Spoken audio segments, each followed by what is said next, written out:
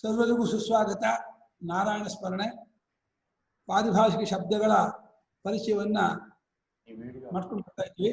ಇವತ್ತು ಕರ್ಮ, ಭಕ್ತಿ, ಉಪಾಸನ, ಜ್ಞಾನ, ಮೋಕ್ಷ ಈ ಪದಗಳ ಅರ್ಥವನ್ನು ಏನು ಅಂತ ಸ್ವಲ್ಪ ವಿಚಾರ ಮಾಡೋಣ. ಕರ್ಮ ಅನ್ನುವ ಪದ ಡುಕ್ರೀಕರಣ ಧಾತುವಿನಿಂದ ಮಣ್ಣಿನ ಪ್ರತ್ಯಯ ಬಂದ್ಬಿಟ್ಟು ಕರ್ಮ ಅಂತಾಗಿದೆ. ಕರ್ಮ ಶಬ್ದಕ್ಕೆ ಅನೇಕ ಅರ್ಥವಿದೆ. ಚೇಷ್ಟಾ ಮಾತ್ರಕ್ಕೂ ಕರ್ಮ ಅಂತಾರೆ. ಒಂದು ಕ್ರಿಯತೆ ಕರ್ಮ ಚೇಷ್ಟಾ ಮಾತ್ರ ಅಂತ ಹೇಳಿ ಕರ್ಮಣ್ಯ ಕರ್ಮಯ ಪಶ್ಯೇತ್ ಎಂಬ 4ನೇ ಅಧ್ಯಾಯದ 18ನೇ ಶ್ಲೋಕಕ್ಕೆ ಶಂಕರಾಚಾರ್ಯ ಬರುವಾಗ ಅಲ್ಲಿ ಕರ್ಮ ಅಂದ್ರೆ ಚೇಷ್ಟೆಯೇ ಕರ್ಮ ಅಂತ. ಏನೇ ಇಂದ್ರಿಯ ಚೇಷ್ಟೆ, ದೇಹ ಚೇಷ್ಟೆ, ಯಾವ ಚೇಷ್ಟೆ ಅದು ಕರ್ಮ ಅಂತ.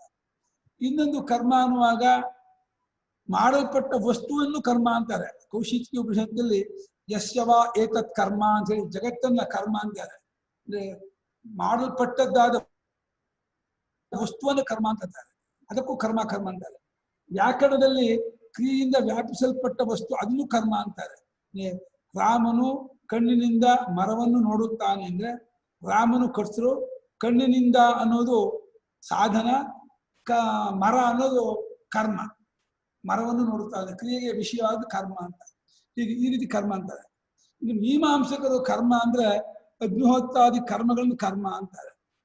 ಬಲುಮಟ್ಟಿಗೆ ಶಂಕರಾಚಾರ್ಯರು ಕೂಡ ಕರ್ಮ ಶಬ್ದವನ್ನ ಪ್ರಸ್ಥಾಂತ ಭಾಷೆಯಲ್ಲಿ ಅಗ್ನಿಹೋತ್ರಾದಿ ಕರ್ಮಗಳನ್ನೇ ಕರ್ಮ ಅಂತಾರೆ. ಕರ್ಮಾಣಿತು ಅಗ್ನಿಹೋತ್ರಾದೀನಿ ಅಂತ ಬರೀತಾರೆ.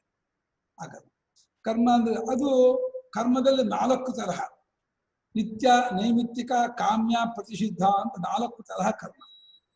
ನಿತ್ಯ ಕರ್ಮ ಅಂತಂದ್ರೆ ಸಂಧ್ಯಾ ವಂದನೆ, ಅಗ್ನಿ ಕಾರ್ಯ, ಉಪಾಸನ, ವೈಷ್ಣವ, ಅಗ್ನಿಹೋತ್ರ ಇದೆಲ್ಲ ನಿತ್ಯ ಕರ್ಮ ಅನ್ಸ್ಕೊಳ್ತಾರೆ. ನಿಮಿತ್ತ ಇಟ್ಕೊಂಡು ಬರುವ ಕರ್ಮ ನೈಮಿತ್ತಿಕ ಕರ್ಮ. ಶ್ರಾದ್ದ ಮಾಡೋದು, ಗ್ರಹಣ, ಸಂಕ್ರಮಣ, ಗೌರಿ ಗಣೇಶ, ಶಿವರಾತ್ರಿ ಇದೆಲ್ಲ ನೈಮಿತ್ತಿಕ. ನಿಮಿತ್ತ ಇಟ್ಕೊಂಡು ಬರುವಂಥ ಕರ್ಮ ನೈಮಿತ್ತಿಕ ಕರ್ಮ. ಅಪೇಕ್ಷೆ ಇಟ್ಕೊಂಡು ಮಾಡುವ ಕರ್ಮ ಕಾಮ್ಯ ಕರ್ಮ. ಮಕ್ಕಳು ಬೇಕು, ಆರೋಗ್ಯ ಬೇಕು, ಐಶ್ವರ್ಯ ಬೇಕು, ಅಧಿಕಾರ ಬೇಕು ಅಂತ ಹೇಳಿ ಅದಕ್ಕಾಗಿ ಮಾಡುವ ಕರ್ಮ ಕಾಮ್ಯ ಕರ್ಮ. ಇನ್ನು ಪ್ರತಿಷಿದ್ಧ ಕರ್ಮ ಯಾವುದನ್ನು ಮಾಡಬಾರ್ದು ಅಂತ ಹೇಳಿದ, ಸುಳ್ಳು ಹೇಳಬಾರ್ದು, ಹಿಂಸೆ ಮಾಡಬಾರ್ದು, ಕಳ್ತನ ಮಾಡಬಾರ್ದು ಅಂತ ನಿಷೇಧ ಮಾಡಿದ್ದಾದ ಕರ್ಮವನ್ನು ಕರ್ಮ ಅಂತ ಹೇಳ್ತಾರೆ. ಈಗ 4 ತರಹ ಕರ್ಮ. ಎಲ್ಲಾ ಕರ್ಮಕ್ಕೂ ಅಂದ್ರೆ ಕಾಮ್ಯ ಆಗಲಿ, ನಿತ್ಯ ಆಗಲಿ, ನೈಮಿತ್ತಿಕ ಆಗಲಿ ಎಲ್ಲಾ ಕರ್ಮಕ್ಕೂ ಉತ್ಪಾದ್ಯ, ಆಪ್ಯ, ವಿಕಾರ್ಯ, ಸಂಸ್ಕಾರ್ಯ 4 ತರಹ ಫಲ ಆಗೋದು. ಒಂದು ಕರ್ಮ ಮಾಡಿ ಕ್ರಿಯೆ ಮಾಡಿ ಏನೋ ಉಂಟು ಮಾಡ್ಕೋಬಹುದು. ಗಡಿಗೆಯನ್ನು ಅಡಿಗೆಯನ್ನು ತಯಾರು ಮಾಡ್ಬೋದು ಕ್ರಿಯೆಯಿಂದ. ಆಮೇಲೆ ದುಡ್ಡನ್ನು ಪಡ್ಕೋಬಹುದು, ಊರನ್ನು ಪಡ್ಕೋಬಹುದು, ಕರ್ಮದಿಂದ ಪಡ್ಕೊಳ್ಳೋದು. ಆ ಸಂಸ್ಕಾರ್ಯ ದೋಷವನ್ನು ತೆಗೆದುಹಾಕೋದು, ಗುಣವನ್ನು ಹಾಕೋದು ಸಂಸ್ಕಾರ. ದೋಷಾಪನೇನಂ ಗುಣಾಧಾನಂ ಸಂಸ್ಕಾರ ಅಂತ ಹೇಳ್ತಾರೆ. ಅದು ಕ್ರಿಯೆಯಿಂದ ಮಾಡಲ್ಪಡೋದು. ವಿಕಾರ್ಯ ಅಂದ್ರೆ ಬದಲಾವಣೆ ಮಾಡೋದು, ಚೇಂಜ್ ಮಾಡೋದು. ಅಂದ್ರೆ ಕಲ್ಲು, ಮರಳು, ಸಿಮೆಂಟು, ಇಟ್ಟಿಗೆ ತಗೊಂಡು ಮನೆ ಕಟ್ಟೋದು ಅದು ವಿಕಾರ. ಅಥವಾ ಒಂದು ವಸ್ತುನ ಇನ್ನೊಂದಾಗಿ ಮಾಡೋದು ವಿಕಾರ ಮಾಡೋದು. ಹಾಲು ಮೊಸರಾಗುವ ಹಾಗೇನೆ ಚೇಂಜ್ ಮಾಡೋದು, ಬದಲಾವಣೆ ಮಾಡೋದು, ಅದು ಕೂಡ ಕರ್ಮ. ಹೀಗೆ 4 ತರಹ ಕರ್ಮದ ವ್ಯಾಪಾರ ಇದೆ. ಮೋಕ್ಷ ಈ 4 ಯಾವುದಕ್ಕೂ ಸೇರ್ಕೊಂಡಿಲ್ಲ. ಅದನ್ನ ಕರ್ಮದಿಂದ ಮೋಕ್ಷ ಸಿಗೋದಿಲ್ಲ ಅಂತ ಶಂಕರಾಚಾರ್ಯ ಪದ. ಹೀಗೆ ಕರ್ಮ ಶಬ್ದಕ್ಕೆ ವ್ಯಾಪಾರ, ಚೇಷ್ಟೆ, ಮತ್ತೆ ಕ್ರಿಯೆಯಿಂದ ವ್ಯಾಪಿಸಲ್ಪಟ್ಟ ವಸ್ತು, ಮತ್ತು ಅಗ್ನಿಹೋತ್ರಾದಿ ಕರ್ಮ ಅಂತ ಈ ರೀತಿಯಾಗಿ ಅನೇಕ ಅರ್ಥವನ್ನು ಇಟ್ಕೊಂಡಿದ್ದಾರೆ.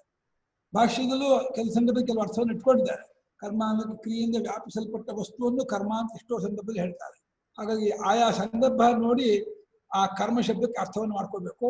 ಬಟ್ ಕರ್ಮ ಅನ್ನೋ ಸಾಮಾನ್ಯವಾದ ಅರ್ಥ ವೈದಿಕ ಕರ್ಮ, ಲೌಕಿಕ ಕರ್ಮ ಅಂದ್ರೆ ಲೌಕಿಕ ಚೇಷ್ಟೆ, ವೈದಿಕ ಚೇಷ್ಟೆ ಅಂತ ಹೇಳಿ. ಲೌಕಿಕ ಚೇಷ್ಟೆ ಅಂದ್ರೆ ಬದುಕಿಗೋಸ್ಕರ ಮಾಡುವಂತಹ ಕೆಲಸಗಳು ಅಂತ. ಅದೆಲ್ಲ ಆಟಪಾಠಗಳು, ಖುಷಿಯಾಗಿ ವಿನೋದಕ್ಕಾಗಿ ಮಾಡುವ ಚೇಷ್ಟೆಗಳು ಕರ್ಮ. ವೈದಿಕ ಕರ್ಮ ಅಂದ್ರೆ ಯಜ್ಞಯಾಗಾದಿಗಳು, ಪೂಜಾ ಪುರಸ್ಕಾರಾದಿಗಳು, ಹೋಮದಾನಾದಿಗಳು, ಅದು ವೈದಿಕ ಕರ್ಮ ಅಂತ. ಆ ಕರ್ಮವನ್ನೇ ಕರ್ಮ ಯೋಗ ಅಂತ ಹೇಳಿ ಮಾಡಿದರೆ ಫಲಾಪೇಕ್ಷೆ ಇಲ್ಲದೆ ಈಶ್ವರಾರ್ಪಣ ಬುದ್ಧಿಯಿಂದ ದ್ವಂದ್ವ ಪ್ರಹಾರ ಪೂರ್ವಕವಾಗಿ ಸಮತ್ವ ಬುದ್ಧಿಯಿಂದ ಮಾಡಿದರೆ ಅದು ಚಿತ್ತಶುದ್ಧಿಗೆ ಕಾರಣವಾಗಿರುವಂತಹ ಕರ್ಮ ಯೋಗ ಅನಿಸ್ಕೊಳ್ತದೆ. ಅದರಿಂದ ಪರಮಾತ್ಮ ಪಡ್ಕೊಳ್ಳೋಕೆ ಸಾಧನವಾಗುತ್ತೆ. ಹೀಗೆ ಕರ್ಮ ಶಬ್ದಕ್ಕೆ ಆಯಾ ಸಂದರ್ಭಾನುಸಾರವಾಗಿ ಅರ್ಥ ಮಾಡ್ಕೋಬೇಕು. ಸಾಮಾನ್ಯವಾದ ಅರ್ಥ ಚೇಷ್ಟೆ, ಕ್ರಿಯೆ, ವ್ಯಾಪಾರ ಅಂತ. ಇನ್ನು ಅಗ್ನಿಹೋತ್ರ ವೇಗಕ್ಕೂ ಕರ್ಮ ಅಂತ ಸರ್. ಇಷ್ಟು ಕರ್ಮದ ವಿಚಾರವಾಯಿತು. ಇನ್ನು ಭಕ್ತಿ ವಿಚಾರ ತಗೊಂಡ್ರೆ ಭಕ್ತಿ ಅನ್ನೋ ಪದ ಸಾಮಾನ್ಯವಾಗಿ ದಶೋಪನಿಷತ್ತಿನಲ್ಲಿ ಎಲ್ಲೂ ಬರೋಲ್ಲ. ಬ್ರಹ್ಮಸೂತ್ರದಲ್ಲಿ ಭಕ್ತಿ ಬರಲ್ಲ. ಭಗವದ್ಗೀತೆ ಭಕ್ತಿ ಶಬ್ದ ಬೇಕಾಷ್ಟು ಬರುತ್ತೆ. ಭಕ್ತಿ ವೈದಿಕ ಭಾಷೆಯಲ್ಲಿ ಅದನ್ನು ಉಪಾಸನೆ ಅಂತ ಹೇಳ್ತಾರೆ. ಪೌರಾಣಿಕ ಭಾಷೆಯಲ್ಲಿ ಅದನ್ನು ಭಕ್ತಿ ಅಂತಾರೆ.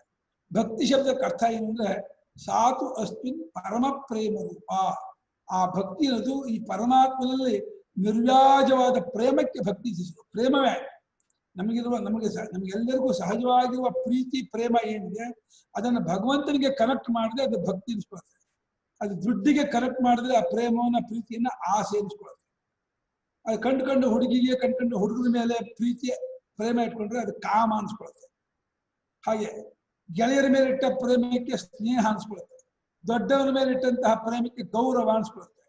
ಆಟ ಪಾಠಗಳಲ್ಲಿಟ್ಟಂತಹ ಪ್ರೇಮಕ್ಕೆ ಆಸಕ್ತಿ ಹೆಸರು.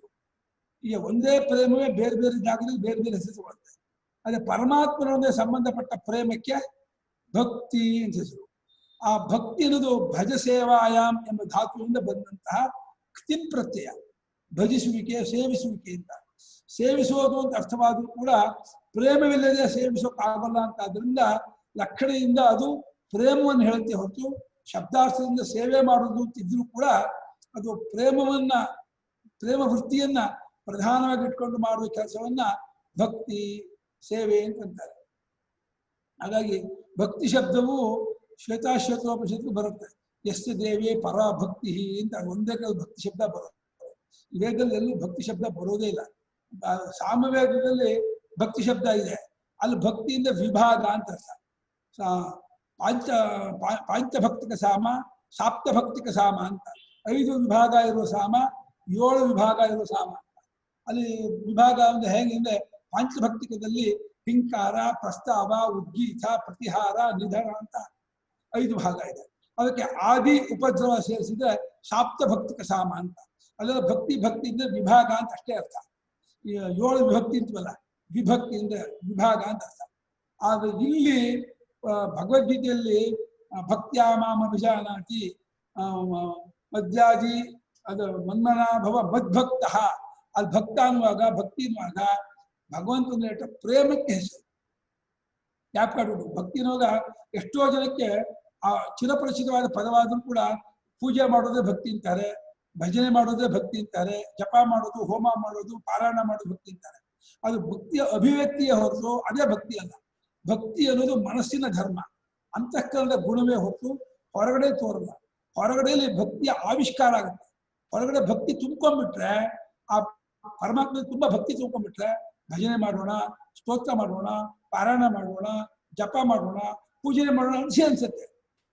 ಯಾರನ್ನ ನಮ್ಮ ನೆಂಟರಷ್ಟು ತುಂಬಾ ಪ್ರೇಮ ಇಟ್ಕೊಂಡಿದ್ರೆ ಅವ್ರ ಮನೆಗೆ ಬಂದಾಗ ತುಂಬಾ ಆದರನ್ನ ಬನ್ನಿ ಬನ್ನಿ ಬನ್ನಿ ಬನ್ನಿ ಅಂತ ಹೇಳ್ಬಿಟ್ಟು ಅದನ್ನ ಕರೆದು ಅವ್ರು ಕುಳ್ಳರಿಸಿ ಕಾಫಿ ತಗೊಳ್ತೀರಾ, ಟೀ ತಗೊಳ್ತೀರಾ, ಹಾಲು ತಗೊಳ್ತೀರಾ, ತಿಂಡಿ ಗಿಂಡಿ ಅಂತ ತಗೊಳ್ತೀರಾ, ನಾವು ವಿಚಾರಿಸ್ತೀವಿ. ಯಾಕೆ ಒಳಗೆ ಭಕ್ತಿ ಇದ್ದಾಗ ಅದು ಆಟೋಮೆಟಿಕ್ ಅದನ್ನ ಮಾಡಿಸುತ್ತೆ. ಅದೇ ರೀತಿ ಪರಮಾತ್ಮ ಮೇಲೆ ಪ್ರೇಮ ಇದ್ದಾಗ ಆ ಪ್ರೇಮವಿದ್ದವನು ಪೂಜೆಯನ್ನು, ಜಪವನ್ನು, ಭಜನೆಯನ್ನು, ಸ್ತೋತ್ರವನ್ನು ಏನೋ ಮಾಡಿಯೇ ಮಾಡ್ತಾರೆ.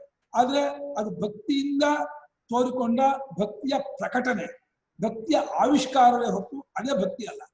ಭಕ್ತಿ ಅಂದ್ರೆ ಮನಸ್ಸಿನ ಒಳಗಿನ ಪರಮಾತ್ಮ ಮೇಲಿರುವ ಪ್ರೇಮಕ್ಕೆ ಹೆಸರು.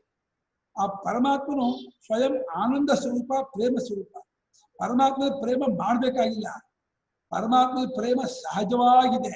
ಅದು ವಿಷಯದ ಮೇಲಿರುವ ಪ್ರೇಮದಿಂದ ಮರೆಯಾದಂತಾಗಿದೆ.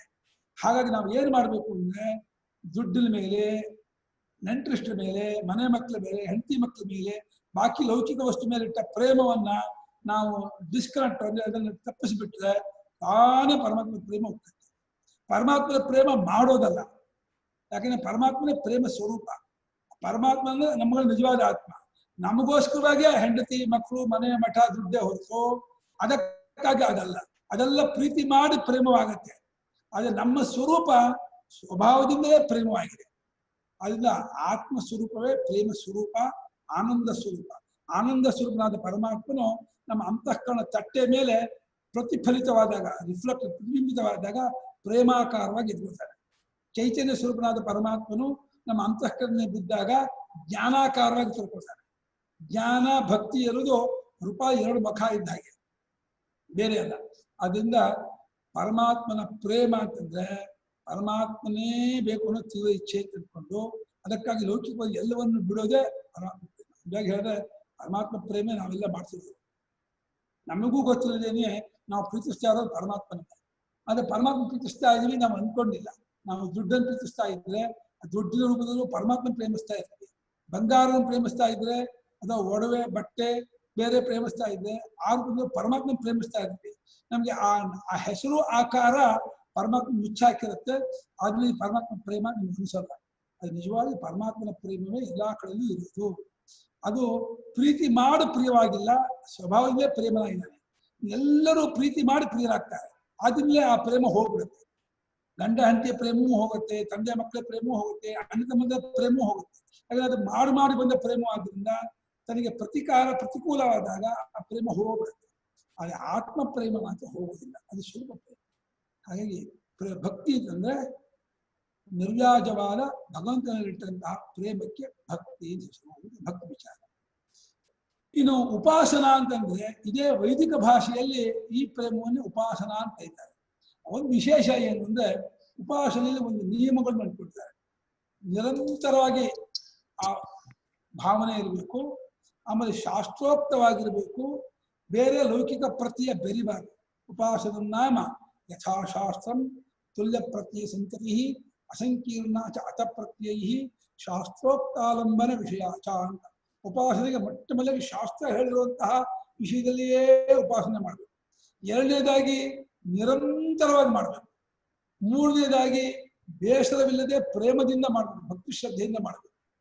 ನಾಲ್ಕನೇದಾಗಿ ಆಯಾಯ ಅಧಿಕಾರಿಗೆ ಹೇಳಿದ್ದಾದ ಉಪಾಸನೆಯನ್ನೇ ಮಾಡಬೇಕೆ ಹೊರತು ಎಲ್ಲರೂ ಎಲ್ಲ ಉಪಾಸನೆ ಮಾಡೋಕ್ಕಾಗಲ್ಲ. ಸನ್ಯಾಸಿಗಳು ಬ್ರಹ್ಮಚಾರಿಗಳು ಪಂಚಾಗ್ನಿ ವಿದ್ಯೆಯನ್ನು ಮಾಡಕ್ ಬರೋದಿಲ್ಲ, ಅದು ಗೃಹಸ್ಥರಿಗೆ ಹೇಳಿದ್ದಾಗಿರ್ತಕ್ಕಂಥ ಉಪಾಸನೆ. ಹಾಗೆ ಶಿಷ್ಟಾಚಾರಿ ಸಂಪ್ರದಾಯದಲ್ಲಿ ಓಂಕಾರ ಉಪಾಸನೆ ಸನ್ಯಾಸಿಗಳೇ ಮಾಡ್ತಾರೆ ಅಂತ ಇಟ್ಕೊಂಡು ಬಂದಿದ್ದಾರೆ. ಇದು ಒಂದಿದೆ. ಈಗ ಕೆಲವು ಉಪಾಸನೆಗೆ ಕೆಲವರನ್ನೇ ಗೊತ್ತು ಮಾಡಿದ್ದಾರೆ ಅಂತ ನಿಯಮ ಇದೆ.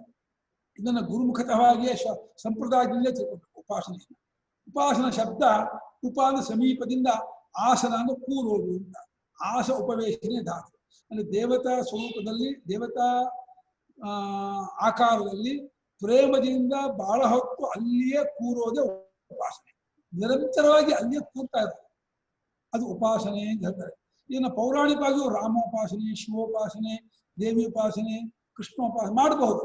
ಅಲ್ಲೂ ಉಪಾಸನೆ ಆಗುತ್ತೆ. ಅಲ್ಲೂ ಕೂಡ ಆ ರಾಮನೇ ನನ್ನ ಸ್ವಾಮಿ, ನನ್ನ ಸರ್ವಸ್ವ, ಮಾತಾ ರಾಮೋ ಮದ್ಪಿತಾ ರಾಮಚಂದ್ರ, ಸ್ವಾಮಿ ರಾಮೋ ಮತ್ಸಖ ರಾಮಚಂದ್ರ, ಸರ್ವಸ್ವಮೇ ರಾಮಚಂದ್ರೋ ದಯಾಲು, ನಾನಂ ದೈವಂ ನೀವ ಜಾನೆ ನ ಜಾನೆ ಅಂತೇಳಿ ರಾಮನ ವಿಷಯ ಎಲ್ಲ ವಿಷಯಕ್ಕೂ ಇದನ್ನ ಇಟ್ಕೋಬಹುದು. ಶಿವನ ವಿಷಯಕ್ಕೂ ಕೃಷ್ಣನ ವಿಷಯಕ್ಕೂ ಆಯಾಯ ಭಕ್ತರು ತಮ್ಮ ತಮ್ಮ ಆರಾಧ್ಯ ದೇವತೆ ವಿಷಯಕ್ಕೆ ಆ ರೀತಿ ಇಟ್ಕೊಂಡು ಪ್ರೇಮವನ್ನು ಮಾಡುವುದು.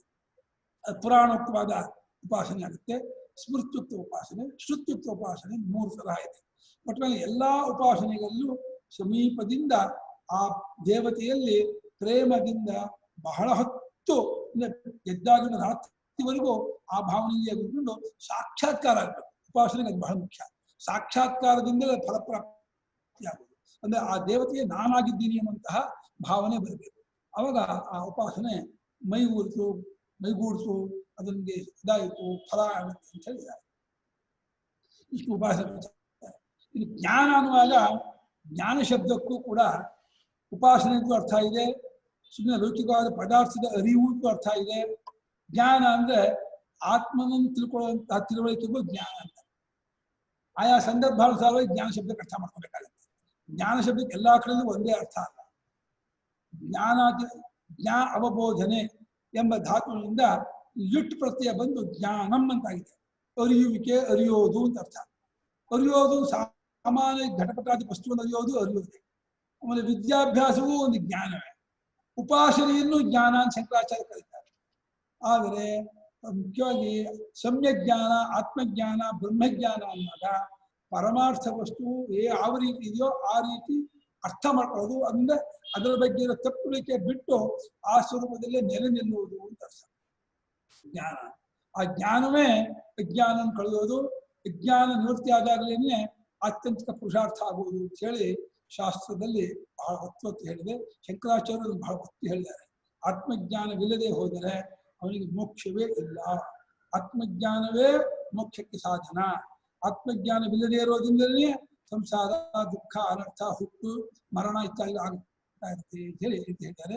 ಅಲ್ಲಿ ಅದು ವೇದಾಂತ ವಾಕ್ಯದಿಂದಲೇ ತತ್ವಮಸಿ, ಅಹಂ ಬ್ರಹ್ಮಾಸ್ಮಿ, ಅಯಮಾತ್ಮ ಬ್ರಹ್ಮ ಇಂಥ ವಾಕ್ಯಗಳಿಂದಲೇ ಆ ಆತ್ಮೈಕತ್ವ ಜ್ಞಾನ, ಬ್ರಹ್ಮಾತ್ಮೈಕತ್ವ ಜ್ಞಾನ, ಆ ಸಮ್ಯಕ್ ದರ್ಶನ, ಯಥಾರ್ಥ ಜ್ಞಾನ, ಈ ರೀತಿ ಅನೇಕ ಪದಗಳಿಂದ ಹೇಳ್ತಾರೆ. ಆ ಪರಮಾರ್ಥ ತತ್ವವನ್ನ ತಿಳ್ಕೊಳ್ಳೋದು ಅಂತ ಅರ್ಥ. ಆ ಜ್ಞಾನವನ್ನ ಜ್ಞಾನ ಶಬ್ದದಿಂದ ಕರೀತಾರೆ. ಇನ್ನು ಮೋಕ್ಷ ಅನ್ನೋ ಪದವನ್ನು ಕೂಡ ತುಂಬಾ ತಪ್ಪರ್ಥ ಮಾಡ್ಕೊಂಡ್ಬಿಟ್ಟಿದ್ದಾರೆ. ಲೋಕದಲ್ಲೂ ಕೂಡ ಅವ್ರಿಗೆ ಮೋಕ್ಷ ಆಯ್ತು ಅಂತಂದ್ರೆ ಏನೋ ಒಂದು ಕಪಾಳ ಮೋಕ್ಷ ಆಯ್ತು ಅಂದ್ರೆ ಕಪಾಳ ಏಟ್ ಕೊಟ್ಟರು ಅಂತ ಅರ್ಥ. ಅಲ್ಲಿ ಕಪಾಳ ಮೋಕ್ಷ ಆಯ್ತು. ಹಾಗೆ ಇನ್ಯಾವುದೋ ತುಂಬಾ ಕಷ್ಟದಲ್ಲಿ ಬಿಸಿನೆಸ್ ಅಲ್ಲಿ ಆರ್ಥಿಕ ಮುಗ್ಗಟ್ಟು ಸಿಕ್ಕಾಕೊಂಡ್ಬಿಟ್ಟು ಕೋಟ್ಯಾಂತರ ಸಾಲ ಸಿಕ್ಕಾಕೊಂಡಾಗ ಎಲ್ಲ ಸಾಲಗಾರರ ಮನೆಗೆ ಬಂದಾಗ ಅವಾಗ ಏನೋ ಒಂದು ಅವ್ರ ಕಡೆಯವರು ಇವ್ರ ಕಡೆ ಸೇರಿಸ್ಬಿಟ್ಟು ಒಂದು ಏನೋ ಒಂದು ಇದು ಮಾಡಿಸ್ತಾರೆ. ಬಡ್ಡಿ ಬಿಡಿ, ಅಸಲು ಇಷ್ಟು ಬಿಡಿ ಅಂತ ಹೇಳಿ ಬಿಟ್ಟು ಏನೋ ಒಂದು ತೀರ್ಮಾನ ಮಾಡಿಬಿಟ್ಟು ಅವನ್ನ ಋಣಮುಕ್ತನ ಮಾಡ್ತಾರೆ. ಆ ಮೋಕ್ಷ ಆಯ್ತು ಅವನಿಗೆ, ಋಣಮುಕ್ತನಾದ ಅಂತ. ಆ ಮೋಕ್ಷವಲ್ಲ ತಾತ್ಕಾಲಿಕ ಸಿಗುವ ಮೋಕ್ಷ. ನಿಜವಾಗಿ ಮೋಕ್ಷ ಅನ್ನೋ ಶಬ್ದ ಮುಚ್ಚಲು ಮೋಕ್ಷಣೆ ಅನ್ನೋ ಧಾತುವಿನಿಂದ ಬಂದಂತಹ ರೂಪ ಅಷ್ಪ್ರತ್ಯಯ. ಮೋಕ್ಷ ಅಂತ ಕೈಪತ್ಯಾಗ ಬರುತ್ತೆ. ಅಂದ್ರೆ ಬಿಡುಗಡೆ ಅಂತ ಅರ್ಥ. ಅಂದ್ರೆ ಯಾವುದರಿಂದ ಬಿಡುಗಡೆಯಿಂದ? ಬಂಧನದಿಂದ ಬಿಡುಗಡೆ ಅಂತ ಅರ್ಥ. ಬಂಧನದಿಂದ ಬಿಡುಗಡೆ ಆಗೋದೇ ಮೋಕ್ಷ. ಬಂಧನ ಯಾವುದು ಅಂತ ಹೇಳಿದ್ರೆ ಅಜ್ಞಾನ ಕಾಮಕರ್ಮಗಳೇ ಬಂಧನ, ಅವಿದ್ಯಾ ಕಾಮಕರ್ಮವೇ ಬಂಧನ. ಬಂಧನದಿಂದ ಮನುಷ್ಯನಿಗೆ ದುಃಖ ಆಗತ್ತೆ. ಅಜ್ಞಾನವಿದೆ ಅಂದ್ರೆ ನಾವು ನಮ್ಗೆ ಗೊತ್ತಿರೋ ಊರಿಗೆ ಹೋಗ್ಬಿಟ್ಟು ರಾತ್ರಿ ಹೊತ್ತಾಗ್ಬಿಟ್ರೆ ಭಯ ಶುರು ಆಗ್ಬಿಡುತ್ತೆ. ಅಜ್ಞಾನ ಇರೋದ್ರಿಂದ ನಮ್ಮ ಹತ್ರ ಫೋನ್ ಇಲ್ಲ, ಅಡ್ರೆಸ್ ಇಲ್ಲ, ಪರಿಚಯ ಇಲ್ಲ, ಭಾಷೆ ಬರಲ್ಲ ಅಂದ್ರೆ ಅಜ್ಞಾನದಿಂದ ಭಯ ಶುರು ಆಗುತ್ತೆ. ಹಾಗೆ ಕಾಮದಿಂದಲೂ ಮನುಷ್ಯನಿಗೆ ಭಯ, ಆಸೆ, ದುಃಖ ಆಗುತ್ತೆ. ಬಯಸಿದ ವಸ್ತು ಸಿಗದೇ ಇದ್ದಾಗ ಇಲ್ಲೋ ತುಂಬಾ ಇಷ್ಟಪಡ್ತಾ ಇದ್ದೀನಿ, ನಂಗೆ ಸಿಗ್ತಾ ಇಲ್ವಲ್ಲ ಅಂತ ಹೇಳ್ಬಿಟ್ಟು ಆಸೆಯಿಂದಲೂ ದುಃಖವಾಗುತ್ತೆ, ಅಜ್ಞಾನದಿಂದಲೂ ದುಃಖ ಆಗುತ್ತೆ.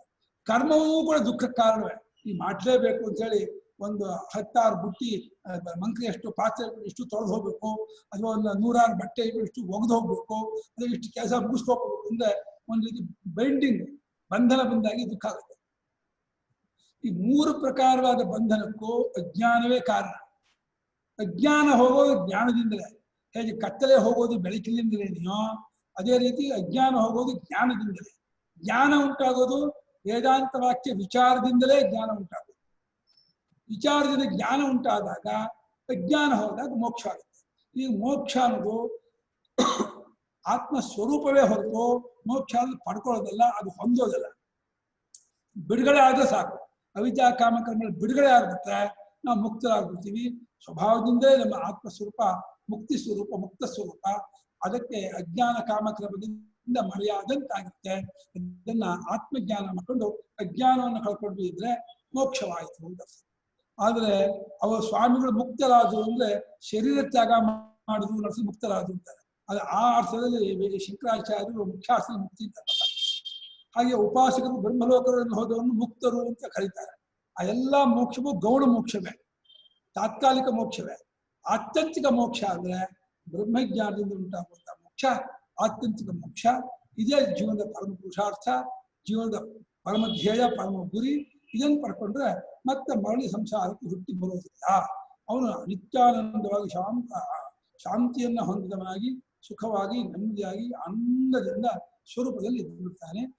ಅದು ಸ್ವಾಭಾವಿಕವಾದಂತಹ ಸ್ಥಿತಿ. ಅದನ್ನ ಜ್ಞಾನದಿಂದ ಪಡ್ಕೊಳ್ತಾನೆ ಅಂತ ಈ ರೀತಿ ಇಟ್ಕೊಂಡ್ರೆ ಈ 5 ಪದದ ಅರ್ಥವನ್ನು ನಾವು ಸಾಮಾನ್ಯಕೊಂಡಾಗುತ್ತೆ. ಓಂ ಶಾಂತಿ ಶಾಂತಿ ಶಾಂತಿ.